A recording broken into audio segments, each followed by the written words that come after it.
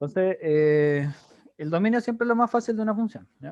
Entonces vamos a escribir bien ordenaditos. ¿Ya? Entonces, problema uno, yo voy a tener la función que va a ser f de x igual a x más 1 dividido en el valor absoluto de x menos 1. ¿Ya? Entonces, el dominio de la función, que se escribe como dom de f, por definición es el conjunto de todos los x en los reales, tales que si yo los meto a la función me da un valor real. ¿Ya? ¿Qué quiere decir esto? Que al final la función no me va a dar nada raro, pues no me va a dar un complejo si lo meto dentro de una raíz, no me va a dar dividido por cero si es una fracción y cualquier otra restricción que pueda tener. ¿Ya? Entonces en este caso nosotros vamos a tener una fracción. ¿Sí? ¿Ya? Entonces vamos a reescribir este conjunto como los x en los reales, tales que la función, que sería x más 1, partido en valor absoluto de x menos 1, pertenezca a los reales. ¿Ya? ¿Y cuando esto pertenece a los reales?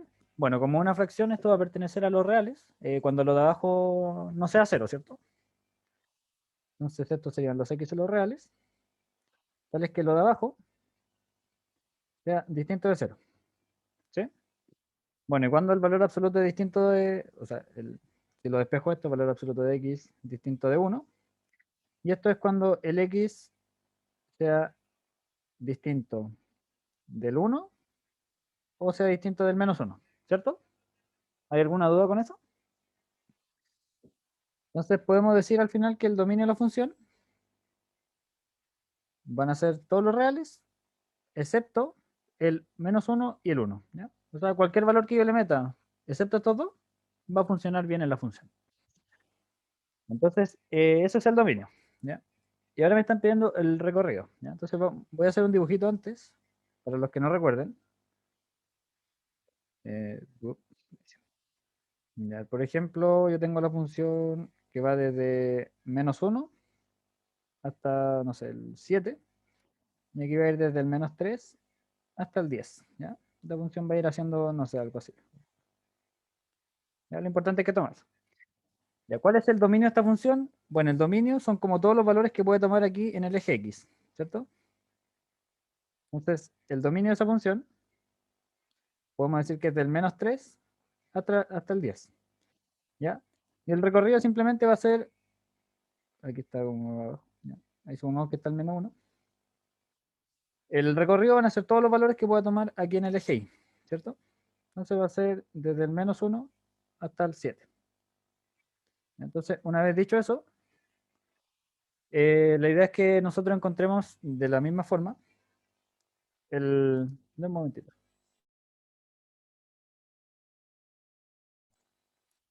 La idea es que encontremos de esa forma qué valores la función puede tomar en el eje Y, ¿ya? Entonces nos vamos a dar cuenta de algo. Esta función, como tiene metido un valor absoluto por ahí, va a valer como dos cosas dependiendo de lo que valga el valor absoluto, ¿ya? Entonces vamos a explicar eso a continuación. Cambiar el color. Entonces, vamos a recordar algo. El valor absoluto de x, ¿qué es? Es x si lo que está dentro es mayor o igual que cero, o es menos eso, menos lo que está dentro, si lo de adentro es menor que cero. ¿Ya? Entonces mi función como es f de x igual a x más 1 dividido en el valor absoluto de x menos 1, ¿ya? Esto yo lo puedo escribir así. Va a ser x más 1 dividido en el mismo x menos 1, si el x es mayor o igual que cero, y como no podía ser ni 1 ni menos 1, ¿ya? Entonces como en el tramo de los positivos no puede ser 1, entonces tiene que ser distinto de 1, ¿cierto? Y va a ser x más 1, y aquí menos x menos 1, si el x es negativo y distinto de menos 1. ¿Ya? ¿Tienen alguna duda con eso? ¿Se entiende? Aquí simplemente este valor absoluto lo desarmé en el x cuando el x es positivo y en el menos x cuando el x es negativo, como dice la definición de acá. ¿Ya? Así que no hice nada raro. ¿Ya? Entonces ahora lo que yo voy a hacer es decir, bueno, esta de acá arriba va a ser una función f1, esto va a ser como una f1 y una f2. ¿Ya? ¿Por qué voy a hacer eso? Porque supongamos que yo tengo una función por partes, por ejemplo, no sé, antes del 0 hace algo así, y después del 0 hace algo así. ¿Ya? Esto yo lo puedo considerar como este pedacito una función f1, este pedacito una función f2, y al final el recorrido que tenga la f en total va a ser el recorrido que tenga la f1, o sea, va a ser como todo esto en el eje y unido al recorrido que tenga la segunda parte de la función, o sea, a todo esto en el eje y. Hasta ahí. ¿Ya? Entonces, eso es lo que vamos a hacer más o menos. ¿Ya se entiende la idea o no? ¿Ya? Perdón. Entonces, eso es lo que vamos a hacer. Vamos a decir que el recorrido de la función en total, que es mi f, va a ser el recorrido que tenga el pedacito de acá, más el recorrido, o unido, el recorrido que tenga en el pedacito de acá. ¿Dónde no sería menos x menos 1? Acá tú dices, ¿por qué no le puse menos x? Ya, ahí no se le pone menos x porque este es un x normal, pues no tiene el valor absoluto. Mm, mm, mm, mm. Acá.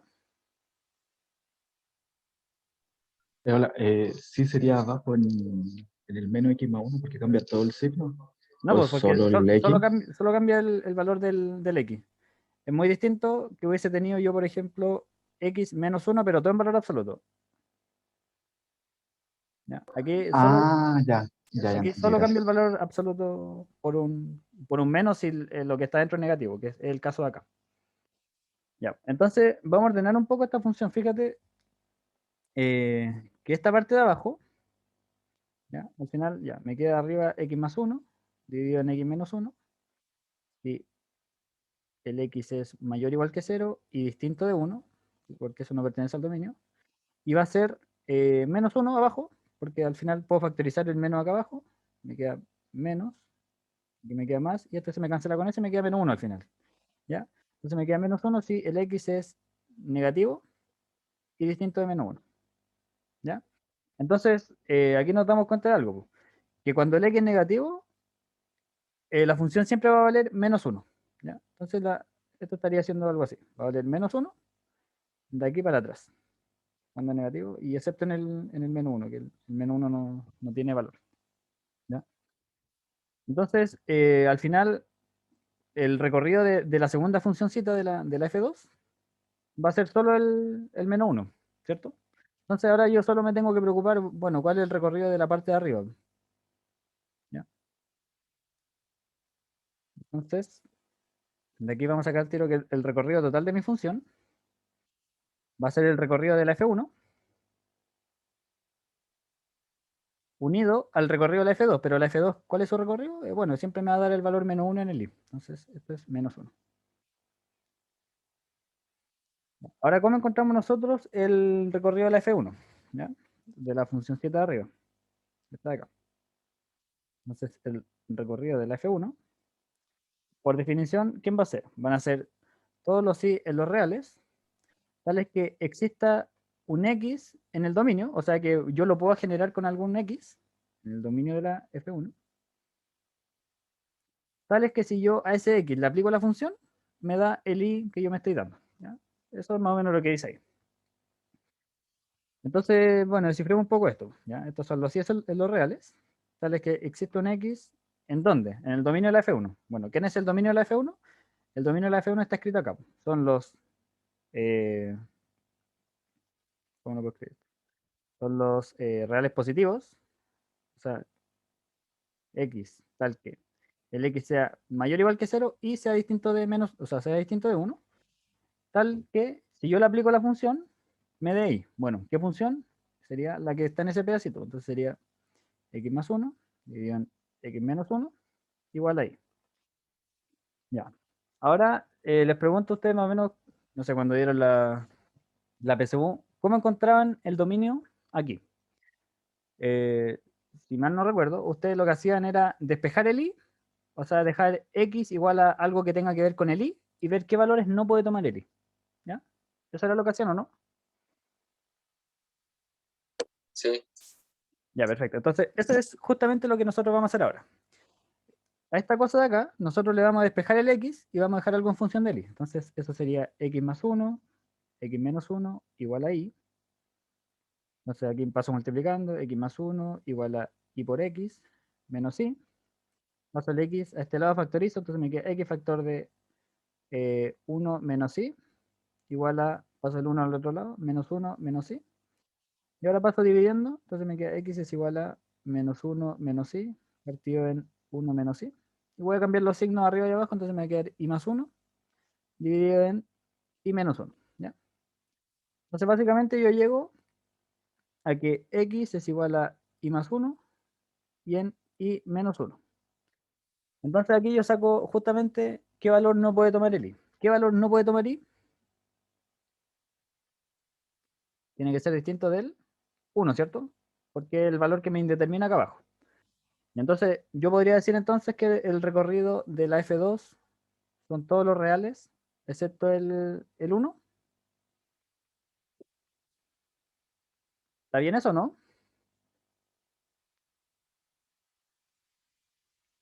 Sí, sí. Ya. ¿Todos dicen que sí? Sí. Ya. Bien, pero no. Eso no es la respuesta completa. Y esta es como la trampa para que ustedes siempre de aquí en adelante tengan en cuenta todo esto. ¿Ya? Aquí yo tengo otra condición, tengo que decir que el x es mayor o igual que 0. Entonces, si yo digo esto nomás, me estaría comiendo esta condición. Entonces me falta imponer qué cosa. Entonces vamos a decir que está casi bien. A mí me falta imponer que x sea mayor o igual que 0. Bueno, pero ¿quién es x? Aquí yo tengo que x es igual a y más 1 y menos 1 y tiene que ser mayor o igual que 0. ¿Ya? ¿Me siguen? Sí. Ya. Entonces, esa era como la trampa que se esperaba que ustedes cayeran, ¿ya? Entonces, bueno, una vez que me doy cuenta de que el x tiene que ser mayor o igual que 0 y el x está dado por esta cosa de acá, pongo que esa cosa de ahí entonces tiene que ser mayor o igual que 0 y esto ya ustedes lo saben resolver porque es lo que han visto varias semanas. Entonces lo vamos a hacer por la tablita. ¿Cuáles son los valores críticos? Serían el menos 1, el 1, ¿cierto? Entonces, este antes del menos 1 vale es negativo, después positivo. Este antes del 1 es negativo y después positivo. Y ahora me pongo a ver los signos. Menos por menos me va a dar más. Aquí me va a dar menos y aquí me va a dar más. Y como yo quiero que sea mayor o igual que 0, me tengo que quedar con este de acá y con este de acá. ¿Ya? Entonces, como que mi solución, entre comillas, solución, va a ser desde el menos infinito, perdón, hasta el menos 1. Y la pregunta es, bueno, ¿el menos 1 lo tomo o no lo tomo? ¿Sí? Lo puedo tomar sin problema porque acá abajo si yo valoro el menos 1 no hay problema y me están pidiendo con igual, así que sí lo tomo. Unido desde el 1 hasta el más infinito.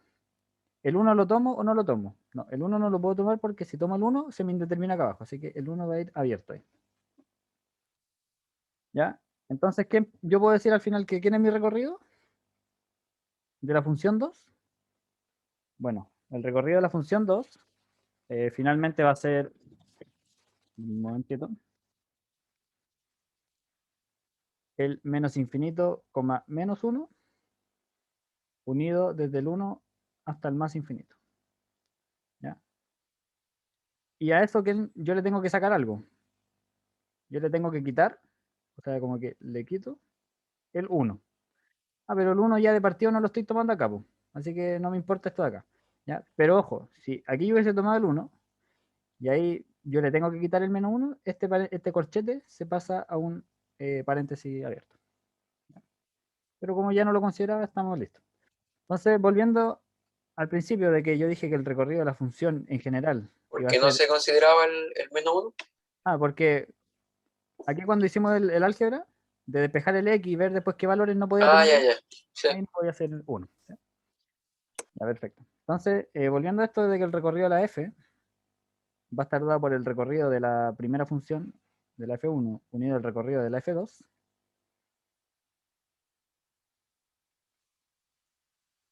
Y aquí no me acuerdo, espérate, creo que me equivoqué, esto era f1 siempre, así que este es f1. ¿Ya? El recorrido de la f1 yo encontré que era desde el menos infinito hasta el menos 1, unido desde el 1 hasta el infinito, unido, ¿y quién era el de acá? Bueno, el de ahí era solo el menos 1. ¿Ya?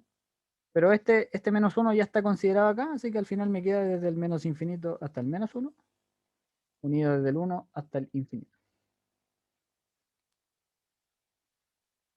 ¿Ya? ¿Se entiende? Al final el recorrido de la f va a ser eso de ahí.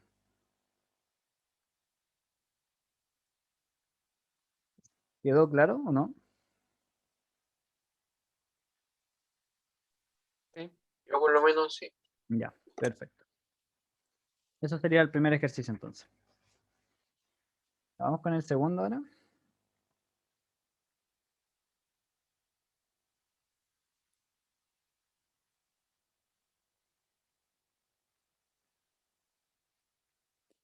Ya, entonces el ejercicio 2 me están diciendo para x entre menos 3 y 3, ¿ya? Se define la función f de x es igual a 2x partido en el valor absoluto de x menos 3, ¿ya? Entonces me están preguntando varias cosas. Lo primero que me dicen, bueno, determine si es par, es impar o ninguno de los dos. Después me dicen determine si es creciente, decreciente o no es monótona. Después me están diciendo si existe, o sea, si me doy un K en los reales positivos, me están diciendo determine la preimagen de K y después me están pidiendo el recorrido. ¿Ya? Entonces vamos a ir con la primera. Entonces la primera me dice, bueno, la función es par. Vamos a anotar la función primero. Entonces la función es f de x es igual a 2x partido en x menos 3. Y primero me preguntan si es par. Par, impar o ninguna, ¿ya? Entonces, bueno, como por orden, lo primero que ustedes tienen que hacer es ver si esta cosa en el intervalo que me están dando, o sea que el x pertenece del menos 3 al 3, que está bien definida esta cosa, ¿ya? ¿Cuál es el dominio de esto? Bueno, el dominio son los x menos 3, cuando abajo es distinto de 0, ¿cierto? Entonces, x distinto de 3. Entonces aquí me dice que el x no puede ser ni menos 3 ni 3, ¿ya? No puede ser ninguno de esos dos. Pero de partida el X donde vive no lo está tomando, así que ya está bien definido, así que no tengo problemas con que se me pueda anular abajo. Entonces, bueno, pregunta, ¿alguien sabe cómo determinar si esto es par o impar?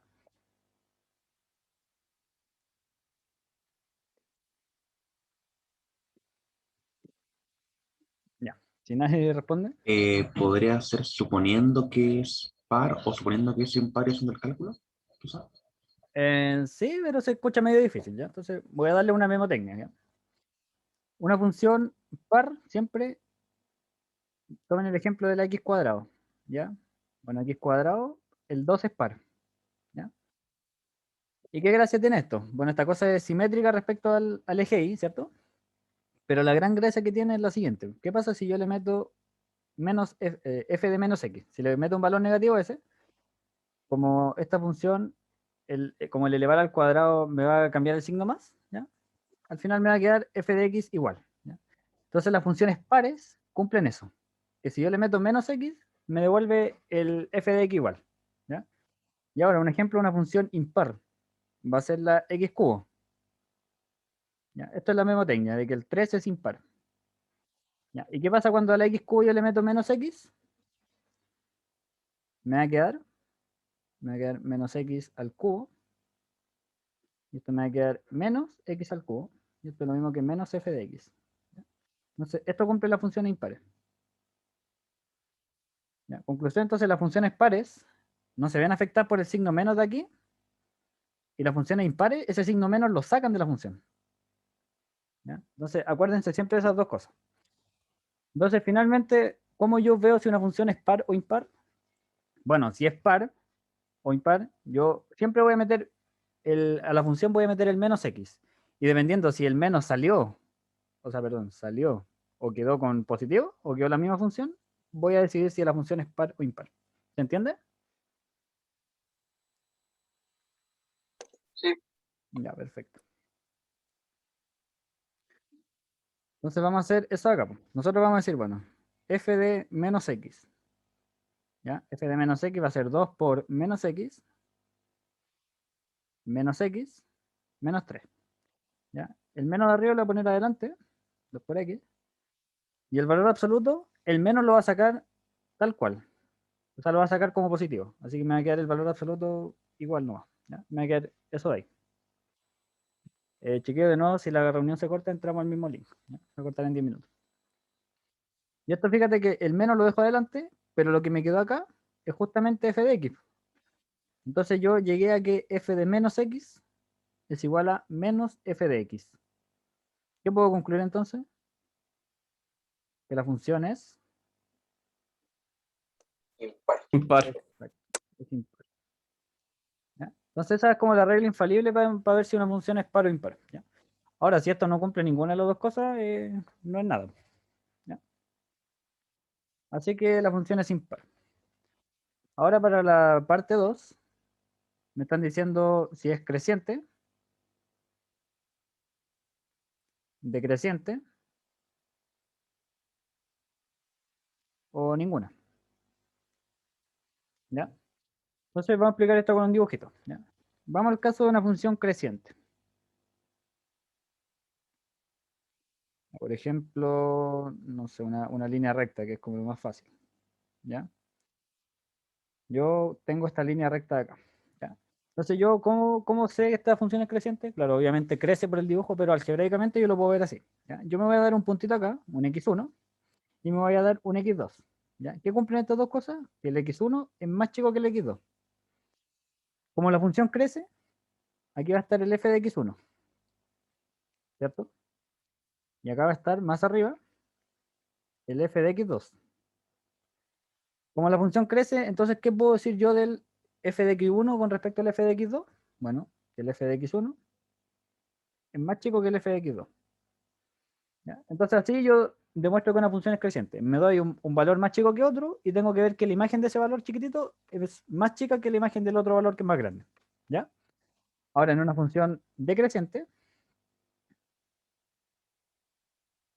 ¿ya? Una función decreciente, voy a tener el mismo dibujo, voy a tirar la línea recta hacia abajo y por ejemplo me doy el x1 y el x2. ¿Ya? Aquí arriba va a estar el f de x1 y acá más abajito va a estar el f de x2. Entonces, ¿qué cumplen estas cosas? Bueno, el x1 de nuevo es más chico que el x2, pero ¿qué pasa acá con las imágenes? Bueno, fíjate que la imagen del x1 es ahora más grande que la del f de x2. Y así entonces yo demuestro que una función es decreciente. ¿Ya? Entonces ahora con mi función que es f de x igual a 2x partido en valor absoluto de x menos 3. Yo me estoy preguntando, bueno, ¿esta cosa es creciente o decreciente? Ya, entonces, vamos a decir lo siguiente. Sean x1, x1 y x2 ya. Vamos a hacer algo antes, ¿ya? Nosotros ya vimos que la función arriba era impar, ¿ya? Entonces esta función, la gracia que tiene es que las funciones impares son simétricas con respecto al origen, ¿ya? Entonces lo que pase del origen hacia allá es lo mismo que va a pasar hacia acá abajo. Entonces a nosotros nos basta, recordemos que está del menos 3 definida hasta el 3. Nos basta ver si la función es creciente o decreciente acá y va a pasar lo mismo acá. ¿Ya? Entonces, por simplicidad, nosotros vamos a ver primero solo el caso desde el 0 hasta el 3. ¿Ya? Entonces nos vamos a dar un x1 menor que un x2, pero que son los dos positivos. ¿Ya? Por simplicidad. Entonces, ¿qué es lo que tenemos que concluir nosotros? Nosotros deberíamos concluir que el f de x1 con respecto al f de x2, ¿cómo es? ¿Si es mayor, es menor? ¿Cómo son? ¿Ya? Eso es lo que nosotros nos vamos a preguntar. ¿Cómo serán acá? ¿Ya? Entonces, algún truco simple que vamos a hacer es, bueno, veamos qué pasa con la recta. O sea, con la recta, perdón. F de x1 menos f de x2. ¿Qué pasa con eso? Por ejemplo, si es positivo, yo voy a concluir que, paso este sumando al otro lado, voy a concluir que el f de x1 va a ser mayor que el f de x2 y voy a decir si es creciente o decreciente. O si es menor, de nuevo paso sumando y voy a llegar a alguna conclusión al final. ¿Ya? Lo importante es que veamos primero qué va a pasar con la resta de esos dos. ¿Ya? Entonces vamos a ver qué pasa con la resta. Y f de x1 va a ser 2x1 y abajo x1 menos 3. menos, y f de x2 es 2x2, x2 menos 3. ¿Ya? Ahora yo sumo esa fracción y me va a quedar acá x1 menos 3 por x2 menos 3. Y esto me va a quedar 2x1, valor absoluto de x2, multiplico cruzado, menos 6x1, menos 2, valor absoluto de x1, x2, menos me da más 6x2. ¿Ya? Entonces ahora nos vamos a dar cuenta de por qué nosotros tomamos x1 y x2 positivos. ¿Ya? Porque recuerden que la definición del valor absoluto de un número es el número, si lo que está dentro es positivo, o es menos el número, si lo que está dentro es negativo. ¿Ya? Entonces, al final lo que tiene valor absoluto, como son ambos positivos, va a desaparecer. Entonces me va a quedar 2x1, x2, menos 6x1, menos 2x1, x2, más 6x2. Y esto dividido en x1 menos 3 y x2 menos 3. Entonces estos de acá se me van, por ejemplo. Y arriba, ¿qué es lo que me queda? Puedo factorizar por 6 y me va a quedar x2 menos x1.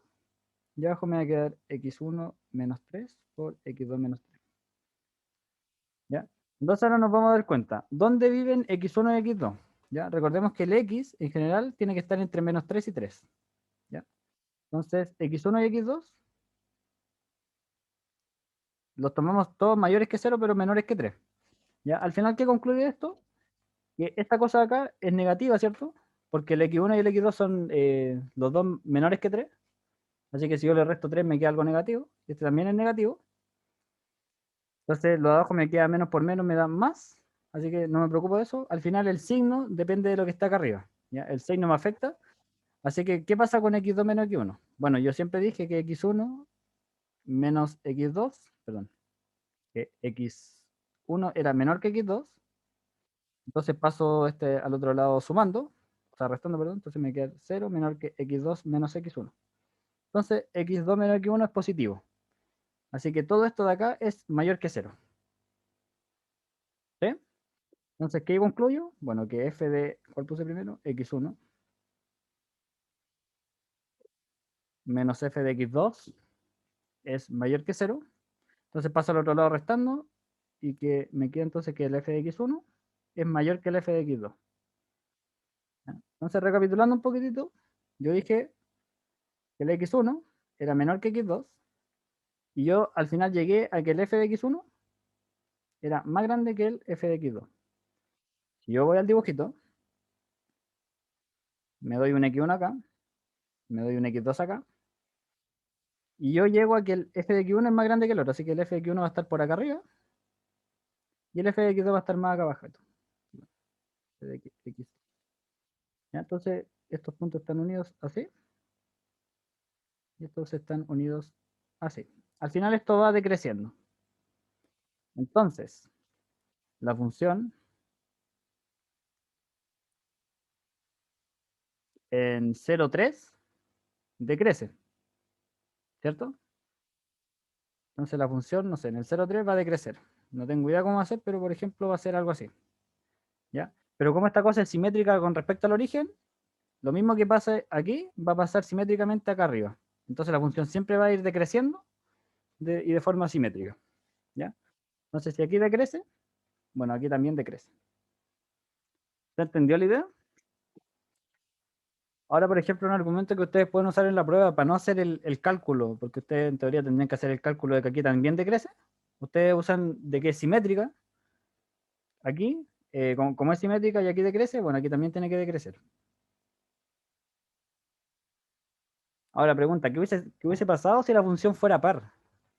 La función cuando es par es simétrica con respecto a este eje. O sea, si aquí pasa esto, acá abajo va a pasar esto acá. Entonces ustedes podrían decir que entre 3, perdón, menos 3 y 0 la función crece y luego decrece. ¿Ya? Eso es como un argumento para que no tengan que hacer todo el cálculo de nuevo. ¿Tienen dudas o algo?